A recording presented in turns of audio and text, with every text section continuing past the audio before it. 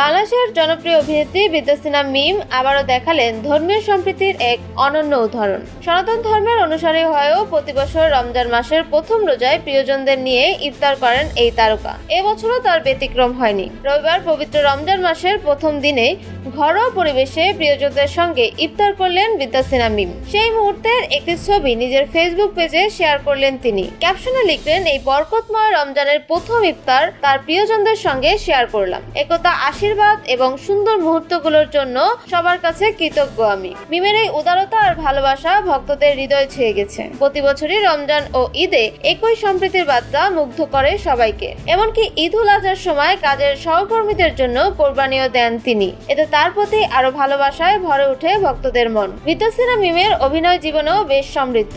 2007 সালের lux challenge superstar প্রতিযোগিতায় প্রথম স্থান অর্জনের মধ্য দিয়ে ছবি চেয়ে যাত্রা শুরু করেন তিনি। একই বছরে প্রয়াত হুমায়ুন আহমেদের সিনেমা আমার আছে জল এর মাধ্যমে বড় পর্দায় তার অভিষেক ঘটে। এরপর জোনাকির আলো সিনেমায় অভিনয় করে 2014 সালে জাতীয় চলচ্চিত্র পুরস্কার পান তিনি। ছোট ও বড় পর্দায় নিয়মিত কাজের পাশাপাশি মিম তার মানবিক কর্মকাণ্ডের জন্য প্রশংসিত।